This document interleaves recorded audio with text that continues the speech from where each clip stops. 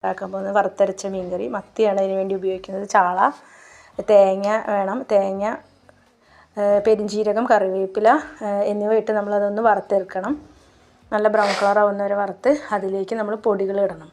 പൊടികൾ ഏതൊക്കെയാണെന്ന് പറഞ്ഞാൽ മല്ലിപ്പൊടി 2.5 ടീസ്പൂൺ, മുളക് പൊടി 1.5 ടീസ്പൂൺ, ആവശ്യത്തിനിടാം എരിവിനനുസരിച്ച്, ഗരം മസാല, മഞ്ഞൾപ്പൊടി എന്നിവ ഇട്ട് നല്ല ബ്രൗൺ കളറാക്കി എടുക്കുക. എന്നിട്ട് അതൊന്ന് ചൂടാറിയതിന് ശേഷം മാത്രമേ അരയ്ക്കാൻ പാടുള്ളൂ.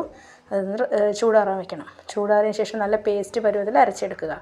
ഇനി ചട്ടിയിലേക്ക് മുളക്, ഇഞ്ചി, കറിവേപ്പില, നമ്മൾ അരച്ച് വെച്ച അരപ്പ് എന്നിവ ഇട്ട് പുളി പിഴിഞ്ഞ് പാകത്തിന് വെള്ളമാക്കിയിട്ട് ഉപ്പിട്ട് നമ്മൾ അടുപ്പിൽ വെച്ച് തിളപ്പിച്ചെടുക്കുക.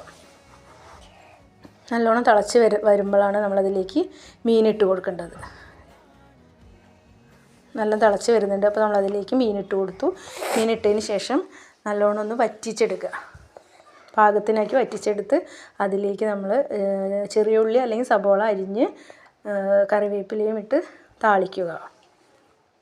താളിച്ചെടുത്താൽ നല്ല രുചികരമായ വറുത്തരച്ച മീൻകറി റെഡി. മീൻകറി റെഡി ആയിട്ടുണ്ട്. അപ്പോൾ നിങ്ങളൊന്ന് ഉണ്ടാക്കി നോക്കുക.